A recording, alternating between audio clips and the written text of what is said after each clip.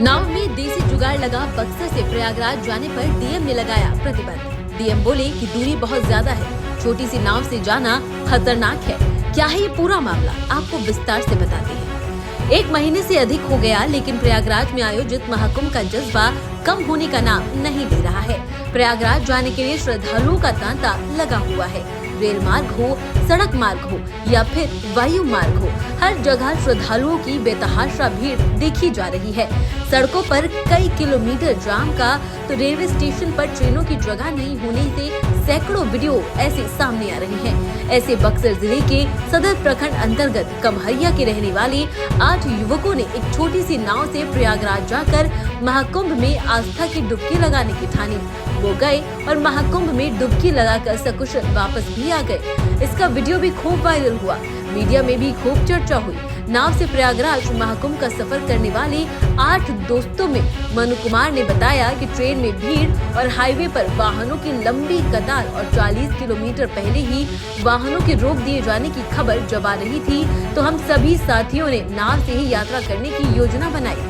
इस 8 सदस्यीय टीम में मनु चौधरी, सुमंत चौधरी, संदीप कुमार गौंड, सुखदेव चौधरी, पद्दू चौधरी, रविंद्र चौधरी, रमेश चौधरी, अशोक यादव शामिल थे।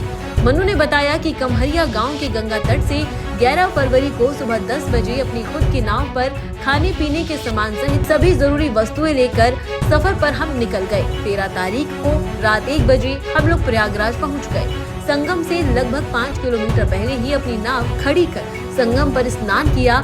उसके बाद 15 फरवरी को हम लोग वापस बक्सर पहुंच गए। टीम के अन्य सदस्य सुमन चौधरी ने बताया कि गांव से प्रयागराज की दूरी आने जाने में लगभग 600 किलोमीटर है। जब सफर पर निकले तो गांव के लोगों ने हम लोगों को कहा कि पागल हो गए हैं, सब आधे रास्ते लौट आएंगे।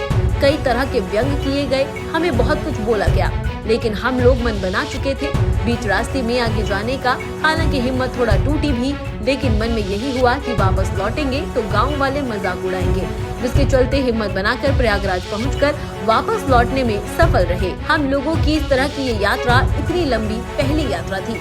गंगा नदी का जमानिया में धारा 2 हो गया है, जिसके कारण गलती से कभी कभी दूसरे धारा में घुस जाते थे, जो आगे बंद होता था, जिसके कारण वापस होकर फिर मुख्य धारा पकड़ आगे जाना पड़ता था। उन्होंने कहा, सफर के दौरान रात दिन चलते रहे, केवल 1-2 जगह कुछ मिनट के लिए रुके थे। आगे कहा कि हम लोग हर समय गंगा नदी में नाव से सफर करते हैं और मछली मारने का काम करते हैं, इसलिए सफर में डूबने का कोई डर हम लोगों के मन में नहीं था। नाव पर ही खाना पीना और सोना होता था। नाव पर ही 5 किलोग्राम का गैस सिलेंडर, सब्जी, चावल, दाल, आटा सब कुछ रखा हुआ था। नाव जब चलती थी तो कुछ लोग जगे रहते थे, कुछ लोग सोते थे। मनु ने बताया कि करीब 8,000 के पेट्रोल सहित करीब 20,000 रुपए का खर्च हुआ आने जाने में। सुरक्षा की दृष्टि से नाव में 2 इंजन हम लोगों ने रखे हुए थे। इसके बाद स्थानीय मीडिया में रिपोर्ट आ रही थी कि अब किराए पर बक्सर से प्रयागराज नाव द्वारा ले जाया जाएगा। इन सभी को देखते हुए सुरक्षा के मद्देनजर बक्सर के जिलाधिकारी अंशुल अग्रवाल ने बक्सर से प्रयागराज नाव द्वारा जाने पर प्रतिबंध लगा दिया है।